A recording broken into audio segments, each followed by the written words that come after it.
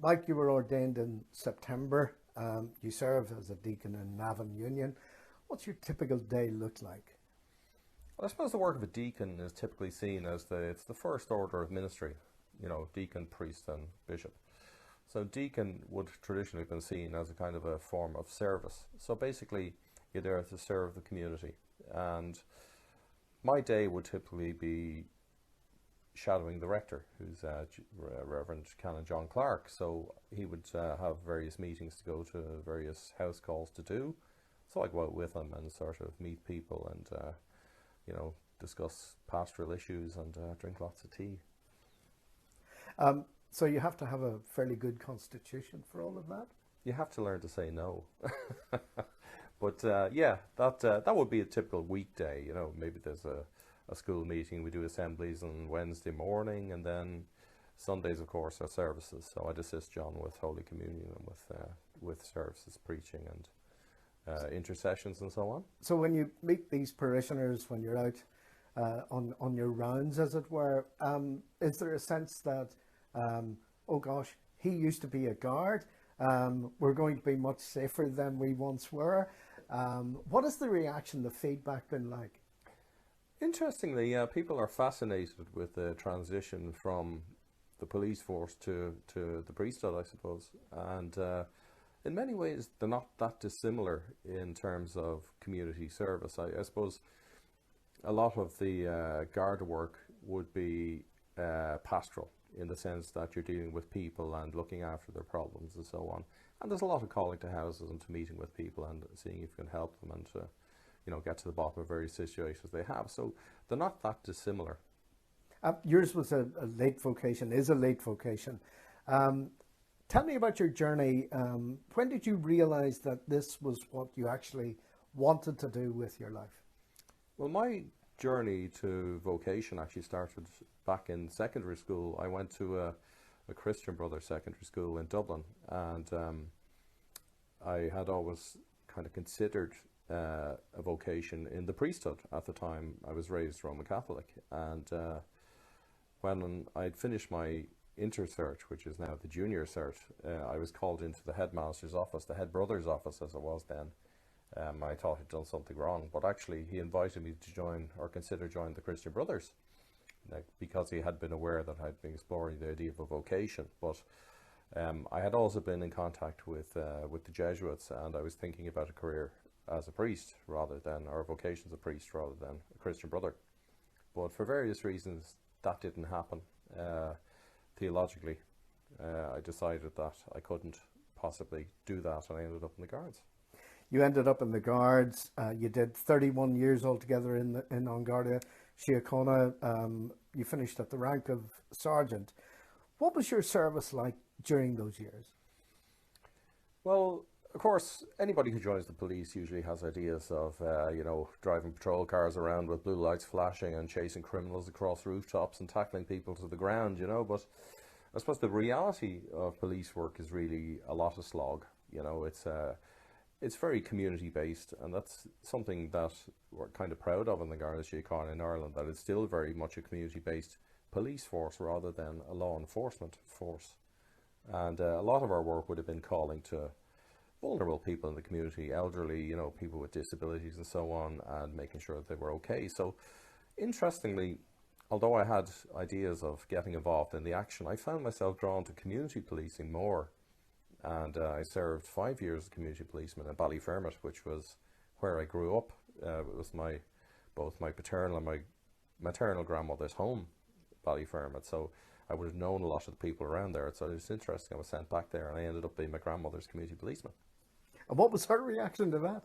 Well, she was delighted, of course, being the proud grandmother, and even though my surname, of course, is Buchanan, I would have been known in Ballyfermot as Michael Lawler because my grandmother's name was Lawler. So everybody around there associated me with the family. So I would have grown up with a lot of guys who I would have had contact with in the Guards later on, so that was interesting in itself. So you were referred to as young Lawler, I'm sure. Yeah, young Michael. Young Michael. I was told with my father, so not small Michael. I was small Michael for a while. You talked about the pastoral aspects of that, but which bit overall, or bits of your career, in An Garda Síochána are the outstanding bits. Which bits do you remember the most? Well, interestingly, I suppose the bits I remember the most are my contact with people. You know, I remember, for example, my first dead body, which was unfortunately in Kevin Street. I had to break into public toilets in Dolphin's Barn to recover a chap who died of a drug overdose, which was very sad, you know. But then you'd have a lot of good contacts with people. And I remember, funny enough, and I only preached on this yesterday in Navan, an incident I had. I gotten to know a guy on the beat when I was in Kevin Street. He was a young traveller guy who was disabled, he had cerebral palsy. And I was out on the beat one day and got to know this guy over a number of weeks. And one day he asked me to buy him a pair of shoes. And I didn't know how to respond to that, you know, and I thought he was joking, or, you know, that it was sort of, I suppose I was a bit embarrassed about it, really. So I didn't. But I only realised then the opportunity had been given. So that was quite early on in my career. I suppose that got me to thinking about the vocation again, you know, which never really went away. It stayed in the background. Yep, I mean, the intrinsic bit is your faith. Exactly. You always had faith, but Yeah. it manifested itself in different ways. Yeah. You had faith when you were a Roman Catholic, and then when it came to the bit of doing what you did most recently, it became much more pronounced. Yeah. Tell me about your journey, your faith journey. Well, my faith journey was really, it was always a strong journey. I remember having conversation with teachers in primary school about faith, like in first class. And that stayed with me for many years. And that's probably what led me to consider a vocation in the first place when I was in secondary. But I had a brother in my secondary school who taught me RE. And he was a brother who had actually taught in Uruguay, and he had taught the guys involved in that movie Alive, you know, the rugby players who crashed on the mountain. So he would have known them. But he was a very progressive, liberal guy for a Christian brother, and I had several amazing conversations with him about theology. And ironically, it was him that sort of led me away in many ways from the Catholic Church towards the Anglican Church. And I think I realized along the way somewhere that I was always Anglican. You know, that I had that was my theology. I just didn't recognize it as that at the time. Just focusing a little bit more on your career in An Garda Síochána, you had a stint in Garda Communications, and then a stint in Internal Affairs. Some might say that you were both a spin doctor and an enforcer. Would that be fair? I think they both go hand in hand. I think you can't be a good guard in Ireland without being a bit of a spin doctor, because I mean, fundamentally, you're dealing with people on a very personal level, you know, and you have to be able to talk to people and to be able to communicate, I suppose, effectively. And as one of our tutors taught us in the college, in the Garda College that is, back in the day, you know, the most amazing intelligence comes not from the guys in special branch and the detective branch, but from guards on the beat, because they get to talk to people. Eyes and ears. Eyes and ears, yeah. You did a stint as well as a peacekeeper with the United Nations in Cyprus, a divided community, Turkish Northern Cyprus, Greek Southern Cyprus. Was that wildly different from what you were doing back in Dublin? It was different, I suppose, that on a day-to-day basis you were living with a division.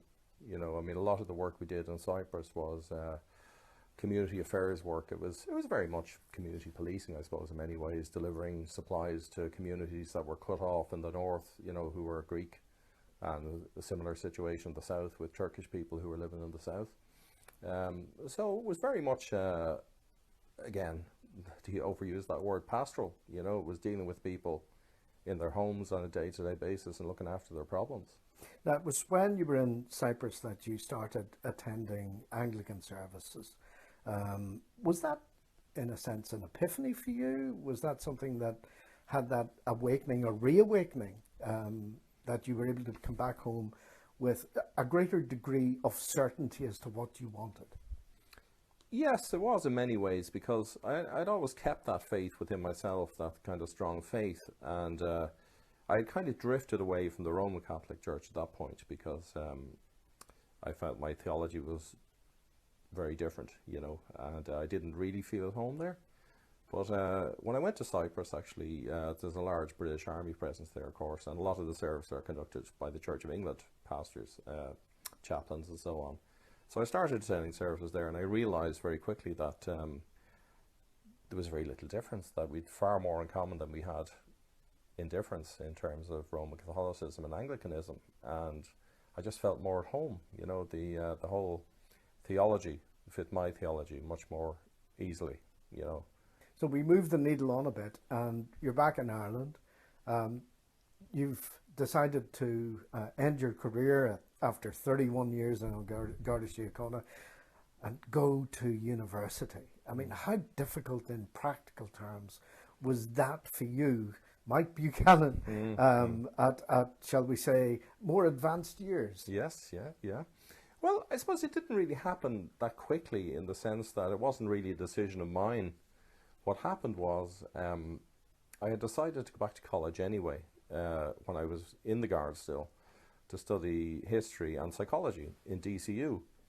And I went and bought all the books and had everything ready to go. But for some reason, I decided in September that I would change to theology. So all those books I had were no use. I had to buy more books, and I started studying theology, a BA in theology. And around that time, I was coming up towards the point where I could retire, which is about 30 years. And myself and Marty, my wife, we had a conversation about retiring to Spain and, you know, taking the easy life and sort of, you know, just settling down and enjoying our retirement. And Marty's mother was quite sick at the time, and her father had just passed away. And she was a bit nervous about leaving them. And I happened to be in the church one Sunday morning, and locally here in Dunleer, and we were all as a congregation sitting there waiting for the minister to show up, and nobody showed up. So the congregation asked me to lead morning prayer, and I was a bit flabbergasted, but I did. But I didn't do it from the altar. I sat on the pews up the front. I didn't think I was qualified enough to do that. So I took morning prayer, and when I came home, I was about to tell Marty what happened, and she decided to tell me spontaneously that she decided overnight not to go to Spain and retire, that she didn't want to leave her mother. So everything came together, and I realised at that point, well, here's your vocation back again. So for me... What was that moment like for you?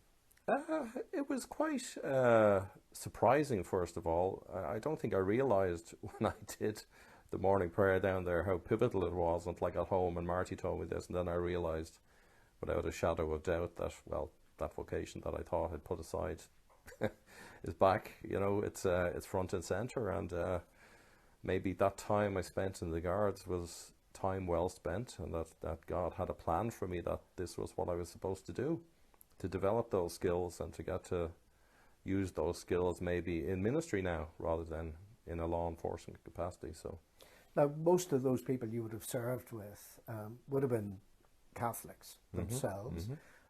When they became aware of the fact that you were pursuing different interests, shall we say, what was their reaction to you? Well, I think society had changed a lot over the years, you know, since the 80s, since I joined the Guards, you know, and Ireland's become a lot more secular. So within the Guards, actually, people were incredibly supportive. And, you know, even my own chief, for example, the guy I was working for now in the past couple of years, a chap named Finbar Murphy, was incredibly supportive. And he knew every morning when he came in that, you know, he could hear my Gregorian chant from the office when I had some quiet time and I was doing my morning reflection, I suppose you want to call it, that I was kind of angling towards that anyway. But all my colleagues were incredibly supportive, and actually there were several of them, including 2 former chiefs at the ordination in Navan in September. So, how gratifying was that? It was very affirming, you know, that people were interested enough to realise that something I was doing was that different, you know, and I got like several comments about, you know, how amazing it was that somebody was doing this after spending 31 years in public service anyway. But for me, I suppose it was a natural progression. I didn't see it as all that amazing. It was just something that I was perhaps meant to do all along, you know, and I'd thought often that maybe I should have done this back in the day, but I don't think that's what God had in mind for me. I think he wanted me to have the experience that I'd had in the Guards, you know, and to bring that with me. And to, what's next for Mike Buchanan? well, I suppose just service, you know. It's just so amazing to be involved in parish work, you know, to be with people and to bring them along on their faith journey and to be present with them while they do that. And even things like visiting people in hospital, it's such a privilege, you know, to be seen as somebody who people can rely on and talk to, and someone who can just be present for them, you know, and to give them that extra sense that they're not on their own, you know, that they are accompanied. You know, I think that's a wonderful privilege. Finally, and it's got to be said that you couldn't have done this without the support of Marty, your wife, and your 3 children. Yeah. How important was all of that? That was incredibly important.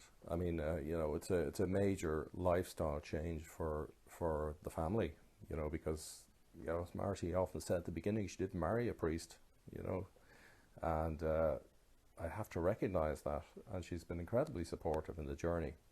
And we've had conversations about the difficulties of moving house and moving to a new location. And of course, Arlo now is in secondary school. He's about to do his junior cert. So I suppose next year is a good year to move because he'll be in transition. So yeah, it's difficult, but without support, it wouldn't have been possible, or it would have been, well, it would have been incredibly difficult. Mike Buchanan, thank you very much indeed. Thank you, Ray.